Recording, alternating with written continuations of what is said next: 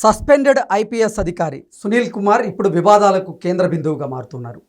బాధ్యతాయుతమైనటువంటి IPS స్థానంలో ఉండి బాధ్యతను విస్మరించి ఆయన ఈ మధ్యకాలంలో రాజకీయపరమైన, మతపరమైన, కులపరమైనటువంటి వ్యాఖ్యలు చేశారు. ఆ వ్యాఖ్యలు తీవ్ర దుమారాన్ని రేపుతూ ఉన్నాయి.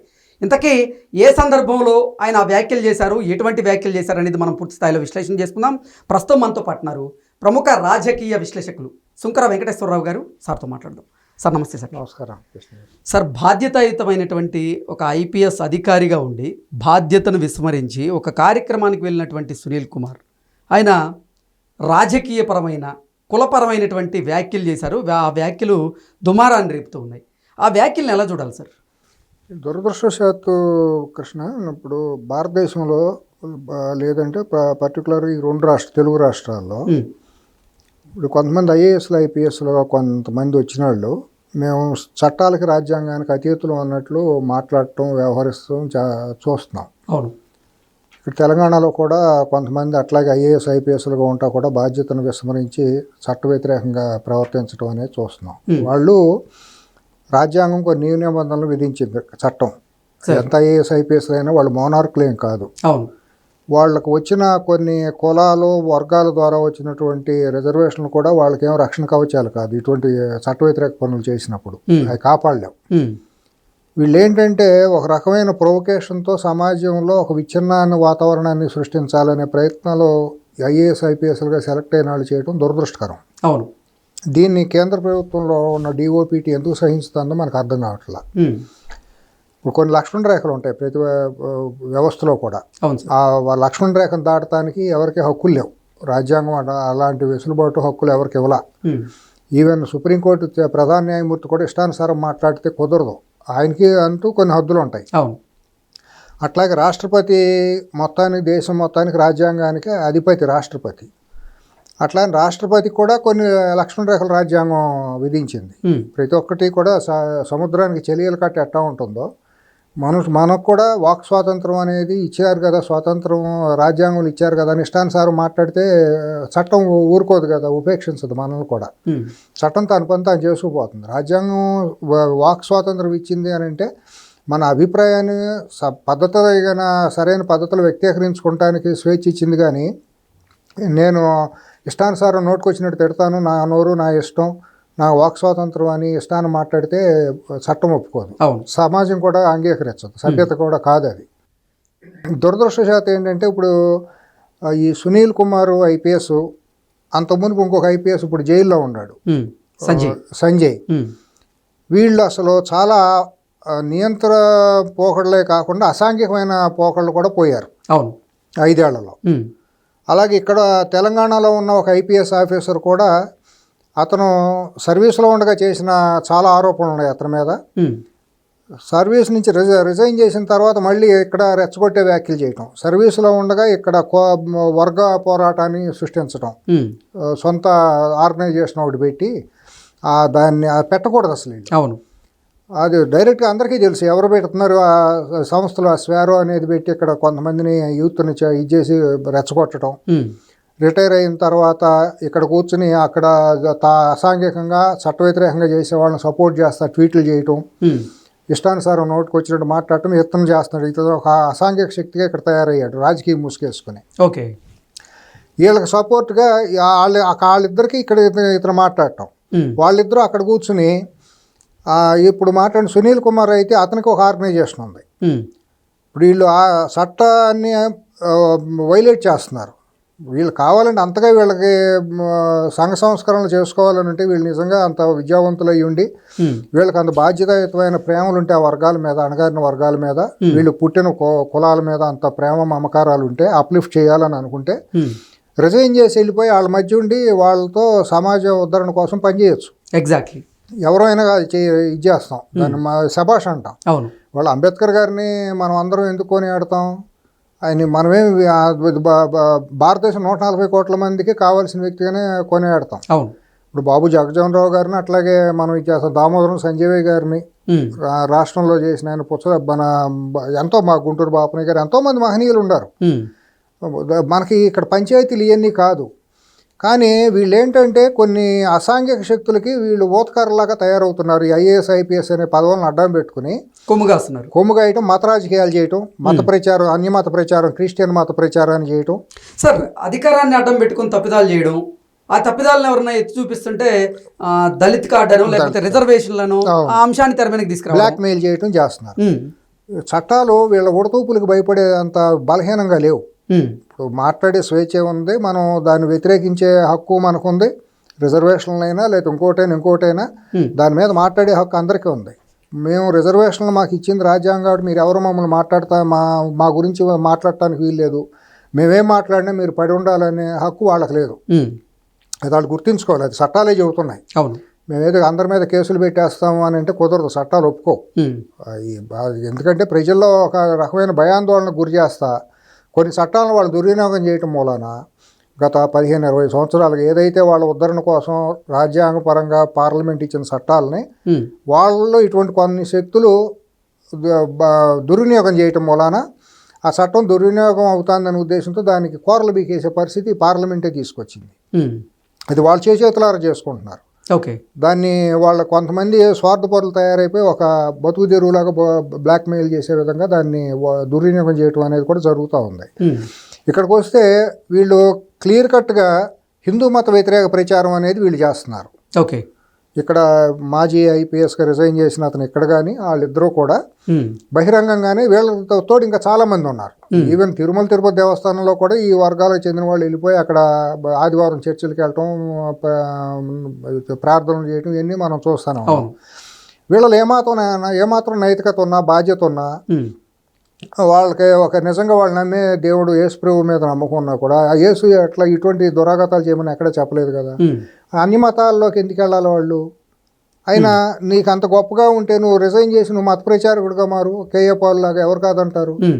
నువ్వు తినేది ప్రభుత్వ సొమ్ము తింటా, నువ్వు ఉద్యోగం చేసుకుంటా ఈ రకమైన అసాంఘికంగా మాట్లాడటం, రెచ్చగొట్టే మాటలు మాట్లాడటం అనేది విచారకరం.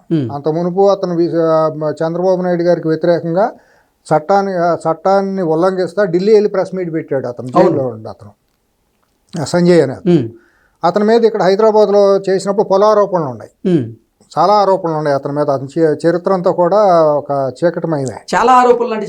చాలా ఉన్నాయి. లైంగిక ఆంధ్రప్రదేశ్ డిప్యూటీ స్పీకర్గా ఉన్నటువంటి రఘురామకృష్ణరాజు గారి కేసులో కూడా ఆయన మీద చాలా ఇద్దరి మీద ఉన్నాయి.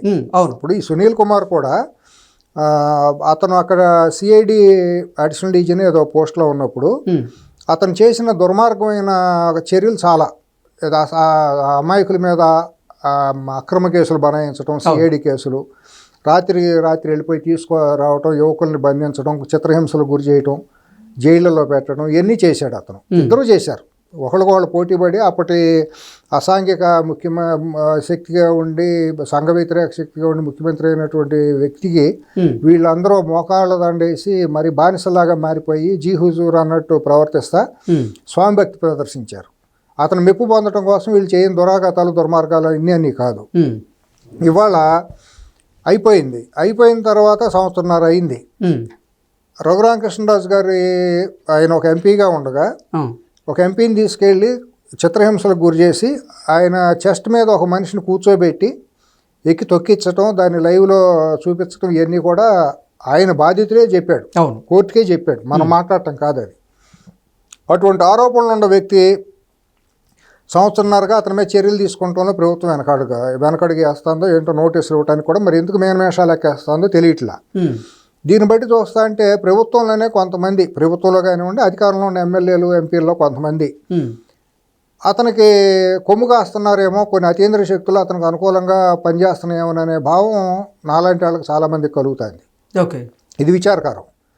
ఇప్పుడు మనం ఎప్పుడు అనుకుంటాం పెళ్లిగుడ్డిది అయితే ఎలికి ఎత్తి చూపిస్తుంది, ఎగిరి డ్యాన్స్లు వేస్తుందని.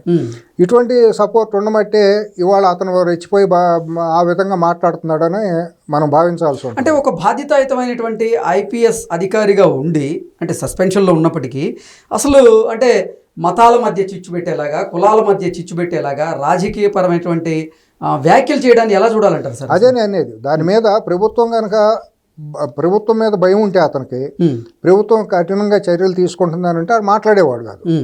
ప్రభుత్వం నన్ను ఏమీ చేయదు, లేకపోతే నన్ను ప్రభుత్వంలో ఉన్న కొంతమంది ఎమ్మెల్యేలు, ఎంపీలు, లేకపోతే అధికారంలో ఉన్న ఇంకా ఇతరులు ఎవరు నన్ను కాపాడుతున్నారు కాబట్టి నాకేం తిరుగులేదనే భరోసాతో అతను అట్లా మాట్లాడుతున్నాడని అనిపిస్తుంది. ఇమీడియట్గా రాష్ట్ర ప్రభుత్వం అతని మీద డిఓపిటీకి కంప్లైంట్ చేయాలి. సస్పెన్షనే కాదు, అతన్ని ఇది చేయాలి, ఉద్యోగం నుంచి తీసేయాలి, సర్వీస్ నుంచి తొలగించమని. వీళ్ళ చేతిలో లేకపోతే కేంద్రానికి లేఖ రాయాలి, ఇటువంటి దురాఘాతమైన చట్ట వ్యతిరేక పనులు చేస్తున్నాడు అని. నిజంగా అతనికి అంత ధైర్యం కలేజా ఉంటే అతను రాజీనామా చేసి పార్టీ పెట్టుకోమను. ఎగ్జాక్ట్లీ, రాజకీయ పార్టీ పెట్టుకుని దళిత బడుగు బలహీన వర్గాలన్నింటినీ ఏకం చేస్తా అక్కడ కాన్షీరామ్ గారును మాయావతి గారు చేసినట్టు పెట్టుకోండి, కాదంది ఎవరు? నువ్వు సర్వీస్లో ఉండగా సర్వీస్ని వ్యతిరేకిస్తా, చట్ట వ్యతిరేకంగా ప్రవర్తిస్తా, నువ్వేమో చెప్పదలుచుకున్నావు సమాజానికి? అదేమంటే యువతని ఏదో నేను అప్లిఫ్ట్ చేస్తాను, యువతకు నువ్వు నేర్పుతున్నది ఏంటి నీ ద్వారా? అంటే చట్ట వ్యతిరేక పనులు చేయమనా, చట్టాన్ని ఉల్లంఘించమనా, రాజ్యాంగాన్ని పరిహాసం చేయమనా? అది అంతే కదా మరి అనుకోవాల్సింది. అవును. కాబట్టి దీని మీద తక్షణమే అతను మీద చర్యలకి రాష్ట్ర ప్రభుత్వం పూనుకోవాలి. ఇప్పటికే అనవసరంగా అతనికి చాలా వెసులుబాటు ఇచ్చింది రాష్ట్ర ప్రభుత్వం. ఎందుకంటే అతని మీద డైరెక్ట్గా ఎఫ్ఐఆర్ రిజిస్టర్ అయ్యి ఉంది. అవును. విచారణకు పిలవడానికి ఇన్ని రోజులు పట్టింది. ఇప్పుడు విచారణ పిలవాలి, రేపేమో వెళ్తాడు అనుకుంటా పోలీసుల ముందుకు వెళ్ళి అతను ఇది వాంగ్మూలం అవన్నీ ఇవ్వాల్సి ఉంటుంది. తర్వాత ఇటువంటి పదే పునరావృతం కాకుండా కూడా ఒక బలమైన మెసేజ్ ఇవ్వకపోతే ఏమవుతుందంటేనండి, సమాజంలో ఈ రకంగా బాధ్యతలో ఉండాలి కనుక కంచె చేను వేసినట్టు అయిపోతుంది. ఐఏఎస్లు ఐపీఎస్లు అంత మునుపు చూసాం. ఆ ఎంఐ సినీ నటి విషయంలో ఈ ఐపీఎస్లు ఎంత దుర్మార్గంగా విజయవాడ కాదంబరి జట్టు కేసులో మనం చూసాం ఎంత దుర్మార్గంగా వ్యవహరించారో. చట్టాన్ని కాపాడాల్సిన వాళ్ళు దళిత డాక్టర్ సుధాకర్ విషయంలో ఏం జరిగిందో చూసాం. తర్వాత డ్రైవర్ని చంపేసిన దాంట్లో అతను దళితుడే, బీసీ కుర్రాడు అమర్నాథ్ గౌడ్. మరి నంద్యాలలో అబ్దుల్ సలాం ఎవరు ముస్లిం మైనారిటీలు. అట్లాగే చిత్తూరులో ఒక స్కూల్ పిల్ల ఏదో ఒక అమ్మాయి ఆత్మహత్య చేసుకుంటూ చేరు. వీళ్ళందరూ దళితులేగా. మరి ఈరోజు ఇవాళ మాట్లాడుతున్నటువంటి ప్రబుద్ధులు ఆ రోజు ఎందుకు నోరెత్తలేదు? దళితులు బలహీన వర్గాలేగా. ఇవాళ దళితులు బలహీన వర్గాలు. దళితులకి అన్యాయం జరుగుతున్నప్పుడు ఎందుకు మీరు నోరు మెదపలేదు? ఇప్పుడు ఒక కార్యక్రమంలో భాగంగా కాపుల్ని దళితుల్ని ఉద్దేశించి మీరు ఎలా ఇటువంటి వ్యాఖ్యలు చేస్తారంటూ కొంతమంది పర్టికులర్గా ప్రశ్నిస్తూ ఉన్నారు. అదే మరి మనం కూడా అదే ప్రశ్నించేది. ఇప్పుడు నీకు అంత ఇది ఉంటే నువ్వు పార్టీ పెట్టు, ఇంకా నీకు అంత కామన్ సెన్స్, నీకు అంత ఇంగిత జ్ఞానం ఉంటే నువ్వు నిజంగా ఐపీఎస్ ఐఏఎస్లు సెలెక్ట్ అయితే అసలు నువ్వు దళితులుగా మాట్లాడుతున్నావు. ముందు మీ దళితుల్లోనే 2 ప్రధాన వర్గాలు ఉన్నాయి, మాల మాదిగానే 2 కులాలు ఉన్నాయి. మీ మధ్య ఐక్యత ఉందా? పోని మీలో మీరు వైరుధ్యాలతో కొట్టుకుంటున్నారు కదా. అవును. రిజర్వేషన్ విషయంలో మాకని మాదిగ రిజర్వేషన్ పోరాట సమితి మరి కృష్ణ మాదిగ గారు మరి మాకు అన్యాయం జరుగుతుందనే కదా ఆయన బజార్కి ఎక్కి దశాబ్దాల పాటు పోరాడి సాధించుకుంది పార్లమెంట్లో. అవును. మరి మీకే ఐక్యత లేదు కదా. నువ్వు కాపులను వచ్చేయండి, మనం కలుద్దాం అంటున్నావు. గ్రామాల్లో మీకు కాపులకి మధ్య సయోధ్య ఉందా? స్థూలంగా మాట్లాడదాం, ఎందుకు ఓపెన్గా మాట్లాడుకోవచ్చు, దీంట్లో విషయాలు దాపరకం ఏమీ లేదు. ఇవాళ ఆంధ్రప్రదేశ్లో అక్కడి నుంచి మన తీర ప్రాంతం ఏమట లేకపోతే రాయలసీమలో కూడా బలిజలు అంటారు. అది యాక్చువల్లీ స్థూలంగా చూస్తే కాపులు వేరు బలిజలు వేరు, కానీ వీళ్ళు కలిపేసుకుంటున్నారు అన్ని. ఉత్తర తూర్పు కాపు, ఆ కాపు, ఈ కాపు, ఒంటరి కాపు అని తెలగా అని కలుపుకుంటున్నారు. అసలు కాపుల్లోనే వైరుధ్యమైనటువంటి పలు రకాలైన కులాలుగా విడిపోయి ఉండే ఉపకులాలు. వాళ్ళలోనే ఐక్యత లేదు. ఓకే. కాపులుగా చెప్పుకునే వాళ్ళు అసలైన కాపులు వేరు, బలిజ కాపులు వేరు, మున్నూరు కాపులు, ఇక్కడ తెలంగాణలో మున్నూరు కాపులు వేరు, అక్కడ ఒంటరి తొంటరి తెలగ అని రకరకాలు అక్కడ ఉన్నాయి. వాళ్ళ కట్టుబాట్లు ఆచార వ్యవహారాలు వేరు, వాళ్ళలోనే ఐక్యత లేదు. ఇక్కడ దళితుల్లో ఐక్యత లేదు. నువ్వు వచ్చి పెద్ద పుడుంగు మాటలు మాట్లాడేది మనం ఏకమైపోయి ముఖ్యమంత్రి అవుదామని. అంటే ఎవరిని ముఖ్యమంత్రిని చేస్తావు? నువ్వు ఎవరికి ఏజెంట్వి? వైఎస్ రాజశేఖర రెడ్డి కొడుకు వైఎస్ జగన్మోహన్ రెడ్డికి ఏజెంట్వి నువ్వు. జైల్లో ఉండ సంజయ్ కానీ లేకపోతే ఇక్కడ ఉండాళ్ళు కానీ మీరు అందరూ కూడా అతనికి ఏజెంట్లుగా పనిచేశారు. అతను మోక చేతి నీళ్ళు దాగి అతని దగ్గర మోకాళ్ళ దండేసి బానిసలాగా పనిచేశారు. మీరు ఐపీఎస్ అనే 3 అక్షరాల కళంకం తీసుకొచ్చారు భారతదేశ చరిత్రలోనే 5 ఏళ్లలో. మీరు సాటి దళితులకి బడుగు బలహీన వర్గాలకు అన్యాయం జరుగుతుంటేనే మీరు నోరు ఎత్తలేని దౌర్భాగ్య స్థితిలో మీరు పడి ఉండారు. ఐపీఎస్లు కాస్త వైపీఎస్లుగా మారారనేటువంటి ఆరోపణలు కూడా ఉన్నాయి. అంతే కదా, ఆరోపణలు ఏమైనా నిజం కదా ఇవన్నీ కూడా. ఇప్పుడు వాడు ఎస్పీగా చేసినాడు, డిఎస్పీగా చేసినాడు, వీళ్ళందరూ ఎన్ని దురాఘాతాలు చేశారు. వీళ్ళ ఒకే బ్యాచ్ ఇదంతా.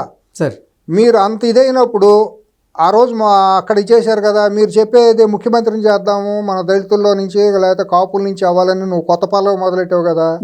నీ హిడెన్ ఎజెండా ఏంటి? ముఖ్యమంత్రి జగన్మోహన్ రెడ్డిని మళ్ళీ ముఖ్యమంత్రిని చేయాలని.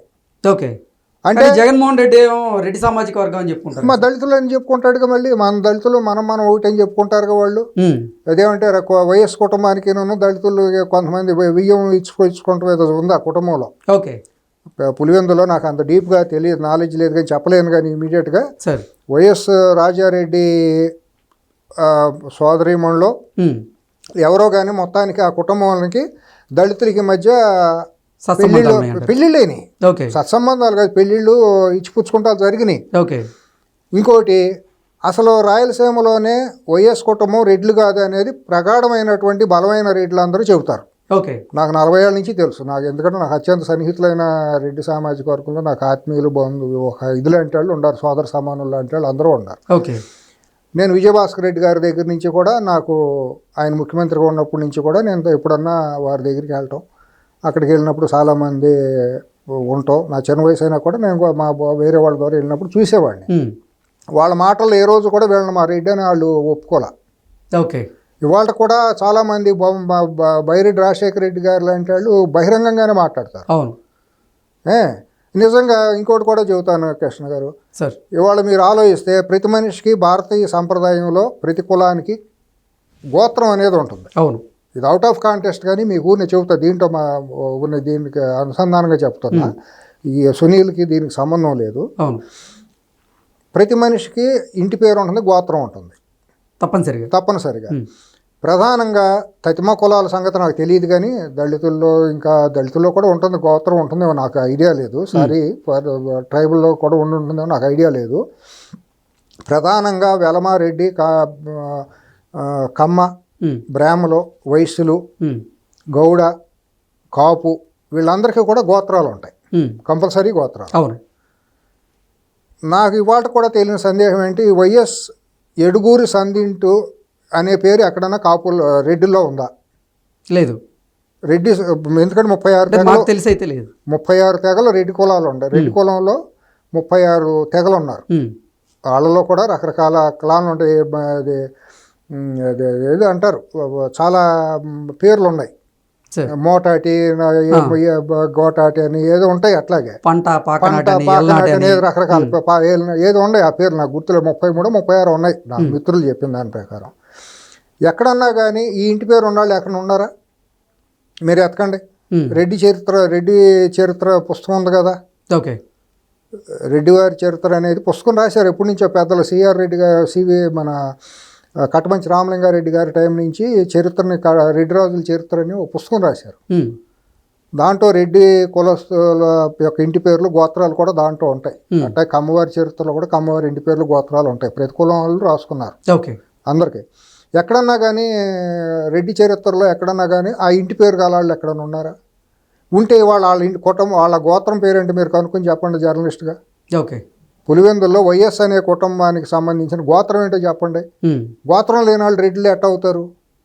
కాబట్టి ఇది సునీల్ కుమార్ ఏంటంటే పేరుకాళ్ళు అట్ట ఉన్నారు, కానీ మన మనిషి అని ఓన్ చేసుకునే క్రమంలో ఒక షాడో టీమ్ లాగా అతను పనిచేస్తాడు. సునీల్ కుమార్ వ్యాఖ్యలకి హిడెన్ ఎజెండాగా క్లియర్ కట్ జగన్మోహన్ రెడ్డిని ముఖ్యమంత్రి చేయాలని, ఓట్లు చేయాలని, అన్రెస్ట్ క్రియేట్ చేయాలని సమాజంలో దళితుల్లోనూ కాపుల్లోనూ ఒక అన్రెస్ట్ క్రియేట్ చేసి రీపోలరైజేషన్ చేసే విధంగా ఏదో ఒక భ్రమలు కల్పించాలి. అందుకని బరిదెగిచ్చి అతను ప్రవర్తిస్తున్నాడు. కావాలని చేసుకోవచ్చు, అతను కావాలంటే ఏదైనా అతను రాజకీయం చేసుకోవచ్చు. సబ్జెక్టు అతను రిజైన్ చేసి వచ్చి ప్రజా జీవితంలోకి వచ్చి ఏదైనా చేసుకోవచ్చు. కానీ ఆ సర్వీస్లో ఉండగా ఆ సర్వీస్ నియమావళి నిబంధనలు కట్టుబడకుండా కనుక ఇట్లా మాట్లాడితే అతని మీద తక్షణమే శాఖాపరమైన చర్యలు తీసుకోవాలి.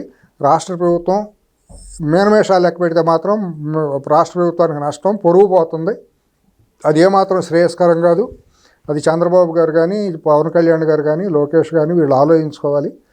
దీని మీద తక్షణమే చేయకపోతే ఇది ఏమైపోతుందంటే వైల్డ్ ఫైర్ లాగా పులిని ఇది కూసేగాడిది వచ్చి మేసేగాడిది నుంచి అడగొట్టినట్టు ఇటువంటి వాళ్ళని చూసి తతిమా వాళ్ళు కూడా అతనికి రూల్ వర్తించలేదు మమ్మల్ని ఎందుకు మీరు ఇది చేస్తారని చెప్పి ఈ మధ్యకాలంలో చాలా చూస్తున్నాం సార్. రాజకీయ నాయకుల్లో కూడా చాలా మంది అధికారాన్ని అడ్డం పెట్టుకోనో లేకపోతే కులాన్ని అడ్డం పెట్టుకోనో తప్పులు చేయడం, ఆ తప్పులను కప్పుపుచ్చుకునేందుకు ఆ కులం కార్డు మధ్యకాలంలో ఎక్కువైంది. ఇప్పుడు అట్లాగే రేపు సర్వీస్లో ఉన్న వాళ్ళు కూడా ఇంకా వేరే 10 మంది అతను జత కలిశారు అనుకోండి, అతని మీద ఏం తీసుకోలేదు మా మీద ఎందుకు తీసుకున్నారని మొదలెడతారు కదా కోర్టులకు వెళ్ళినప్పుడు ఏదన్నా చేసినప్పుడు. కాబట్టి అటువంటి వెసులుబాటు ఎవరికి ఇవ్వకూడదు. ఎవరైనా చట్టం తన పని తాను చేసుకోపోవాలి. అంతేగాని మా ఇష్టం వచ్చినట్టు చేస్తాము, మాట్లాడతాము, సర్వీస్ రూల్స్కి విరుద్ధంగా ప్రవర్తిస్తామంటే కుదరదు. ఇది ప్రభుత్వానికి కూడా మాయన మచ్చలాగా తయారవుతుంది. కావాలంటే ఇటువంటి వాళ్ళందరినీ బయటకు వచ్చేసి రిజైన్ చేసి వాళ్ళ కులాధారణ కోసం, వాళ్ళ మతోద్ధరణ కోసం, వాళ్ళ రాజకీయ దీనికోసం, హక్కుల కోసం పోరాటవచ్చు. తప్పే ఉంది. ఇప్పుడు ఎంతోమంది ఐపీఎస్లు, ఇప్పుడు తమిళనాడులో ఒక ఆయన ఐపీఎస్ రిజైన్ చేసి బీజేపీలో చేరలేదా? అవును. ఇటువంటి వాళ్ళు ఎంతమంది లేరు? చాలామంది ఉన్నారు కదా. ఆదర్శవంతంగా నిలబడండి. మీరు నిలబడి మీ కులంలో మీ వర్గాల్లో పీడితులు తాడితులు ఉన్నారు, వాళ్ళకి అప్లిఫ్ట్ చేయండి. మీ ఇంట్లో రేపు పిల్లలకి మీ కులంలో బాగా పేదరికంలో ఉండాలని తీసుకొచ్చి పెళ్ళిళ్ళు చేయండి. అప్లిఫ్ట్ అంటే అదే కదా. రేపొద్దున మీరు అందరూ వెళ్ళవాలనుకుంటున్నారు కదా, మీరు వెళ్ళి కాపుల్ని వెళ్ళి మా పిల్లల్ని చేసుకోమని అడగండి. రాజకీయం చేద్దాం అనుకున్నప్పుడు ఆ వియ్యం కూడా పొందాలని తప్పేం లేదు కదా. ఆ బంధుత్వంలో తప్పేముంది? నువ్వు వెళ్ళి అడుగుపోని. నువ్వు ఇంత మాట్లాడేవుగా, నువ్వు వెళ్ళి రేపు పొద్దున కాపు సంఘం నాయకులను వెళ్ళి మీరు మనం వియ్యం పొందుదాము, మా పిల్లల్ని మీకు మీ పిల్లల్ని మేము చేసుకుంటామని అడగమని చూద్దాం ఈ మగాడిని. ఎందుకు ఈ పోరంబోకల మాటలు? ఎవరిని వంచడానికి, ఎవరిని మోసం చేయడానికి మీ హిడెన్ ఎజెండాలు ఏంటి తెలియదా?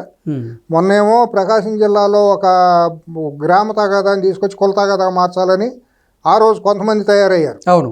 ఆ రోజు కిరాయి ఏజెంట్లుగా వైఎస్ఆర్సీపీకి మోగ చేతి నీళ్ళు తాగితే కిరాయి ఏజెంట్లుగా కొన్ని కుక్కలాగా మురిగారు కొంతమంది కులం మూసుకేసుకుని. ఇప్పుడు వీళ్ళు తయారయ్యారు ఈ పేరుతో. నువ్వు మత ప్రచారం చేసే హక్కు నీకు ఎక్కడిచ్చాడు? కులాల పంచాయతీ చేసే హక్కు నీకు ఎక్కడిచ్చాడు? రాజకీయ పార్టీ పెట్టి ముఖ్యమంత్రి అవ్వాలనే హక్కు నువ్వేవడం? అసలు నీ సర్వీస్ రూల్స్ వర్తిస్తాయి. ఇది తప్పు కాదు. ఇది అంటే ఐపీఎస్ పదవికి మీరు రాజీనామా చేసి ఏదైనా మన అభ్యంతరం లేదు. అతనికి స్వేచ్ఛ ఉంది. నువ్వు రూల్స్ కు విరుద్ధంగా మాట్లాడటానికి వీల్లేదు. నువ్వు కొన్ని కట్టుబాట్లు లోబడి ఉన్నావు ఇవాళ. అవును. రాజ్యాంగానికి చట్టాలు నీకు వర్తిస్తాయి. నువ్వు స్వేచ్ఛాజీవి కాదు. నీ మీద మెడ మీద చట్టం రాజ్యాంగం అనే కత్తులు ఏలాడుతూ ఉంటాయి. నువ్వు ఇష్టాన్ని బరిదెగిచ్చేసి నేను వీధులు గుండాలాగా మాట్లాడతాను, నా ఇష్టం వచ్చినట్టు మాట్లాడతా, అదేమంటే నాకు కులం కార్డు, మతం కార్డు, వర్గం కార్డు తీసేస్తానంటే కుదరదు. నువ్వేమీ చేయలేవు. సో ఇప్పటికైనా ఆయన మీద ఆంధ్రప్రదేశ్ ప్రభుత్వం చర్యలు తీసుకుంటుందా లేదా? లేకపోతే తీసుకోకపోతే మాత్రం పొరుగు పోతుంది. ప్రభుత్వాన్ని నేను మీ ద్వారా గట్టిగా హెచ్చరిస్తున్నా, మరణం చేయడం కూడా కదా హెచ్చరిస్తున్నా రాష్ట్ర ప్రభుత్వాన్ని. ఇటువంటి అసాంఘిక శక్తుల మీద కనుక మీరు ఇప్పటికే చాలా లేట్ చేశారు. 1.5 సంవత్సరాల కాలం మీరు సుదీర్ఘమైన సమయాన్ని వేస్ట్ చేశారు.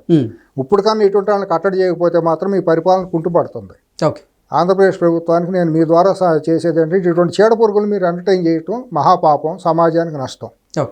Okay sir, thank you.